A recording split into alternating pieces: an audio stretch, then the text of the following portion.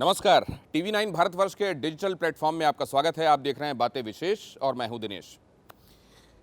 टिम्बकट्यू, अक्सर ये फनी सा साउंड करने वाला नाम आपने सुना होगा, बोला भी होगा। टिम्बकटू कई बार आपने कई प्रहसनों में, नाटकों में और फिल्मों में भी सुना होगा। ये टिम्बकटू कहाँ है, कोई जगह है भी या नहीं? टिम्बकटू है पश्चिमी अफ्रीका का एक देश है माली, और वहाँ पर एक जगह है टिम्बकटू। माली के बारे में मैं आपसे बात क्यों कर रहा हूं? क्योंकि माली में हाल ही में तख्ता पलट हो गया। इब्राहिम बोबकर केटा की वहां जो सरकार थी, राष्ट्रपति रहे हैं वहां के, उसको गिरा दिया गया और वहां पर तख्ता पलटों का एक सिलसिला सा चला है जिसमें एक कड़ी और जुड़ गई। असल में माली जो है वहां पर फ्रांस का अधिकार रहा है। उसने अपना उपनिवेश बनाया हुआ था इस जगह को। 1898 से लेकर 1960 तक फ्रांस के उपनिवेश के तौर पर माली की हैसियत थी।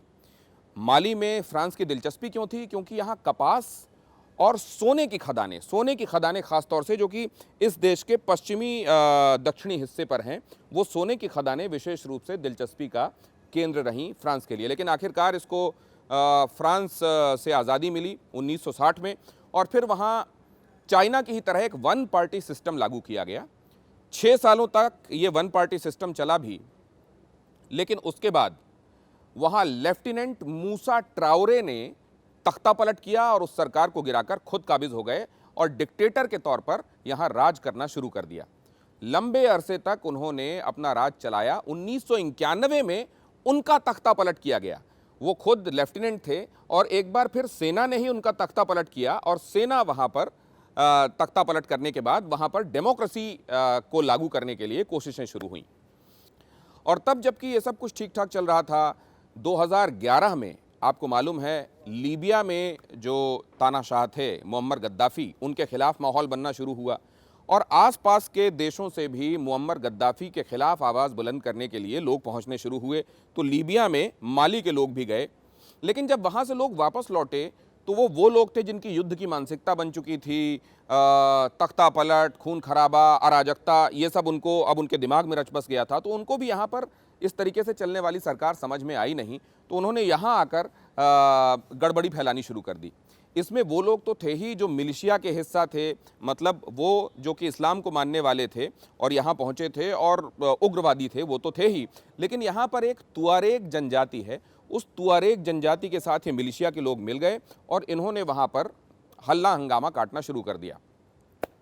बहरहाल वहाँ पर जो राष्ट्रपति थे तोमानी, वो तोमानी इसको हैंडल नहीं कर पाए और तोमानी का तख्ता पलट कर दिया गया और उसके बाद इब्राहिम बोबकर केटा को वहाँ का राष्ट्रपति बनाया गया।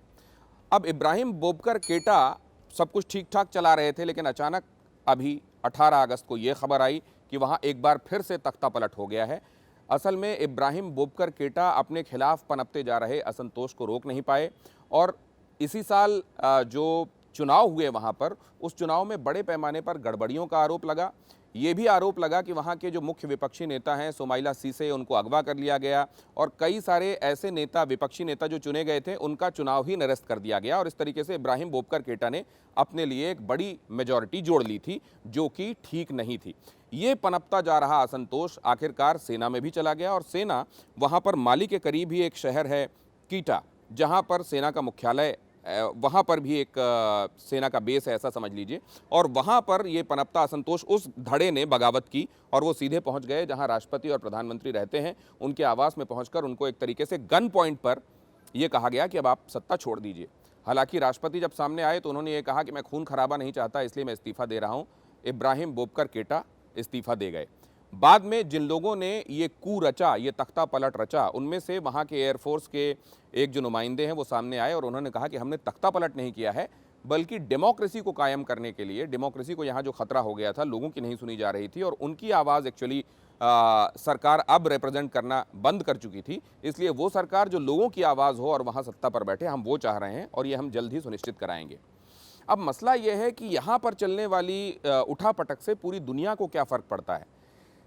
अफ्रीका में ये जो पश्चिमी देश है, ये सिर्फ अपने अंदर ही नहीं, आसपास के देशों को भी प्रभावित करने की क्षमता रखता है। जैसे मैंने आपको बताया कि लीबिया में गए हुए मिलिशिया के जो लोग थे, वो जब वापस लौटे तो उन्होंने माले में किस तरीके से ये उठापटक मचाई, और क्योंकि यूरोपियन कंट्रीज़ को भी इससे असर पड़ता है। हाल ही में यूनाइटेड नेशंस ने भी वहाँ तख्तापलट की आलोचना की है। फ्रांस, जो कि पहले जिसने माले को अपना उपनिवेश बनाया हुआ था, उसने भी इसकी आलोचना की है, और इस तरीके से इन सारे देशों को इससे फ़र्क पड़ता है। अब देखना यह है कि यहाँ पर इस तख्तापलट को लेकर क्या ऐसा कुछ भी होता है जो यूएन के लेवल पर हस्तक्षेप की श्रेणी में आए, या बाहरी देशों की तरह हस्तक्षेप की श्रेणी में आए, या यहीं के लोग एक बार फिर से ये तय करेंगे कि वहाँ आप रिप्रेजेंटेशन किसका होगा, कोई सेना का नुमाइंदा होगा, कोई चुना हुआ नुमाइंदा होगा जो डेमोक्रेसी के नाम पर आगे सत्ता चलाएगा। आखिरकार माले का होता क्या है। तो ये थी कहानी टिम्बकटू की और माले की।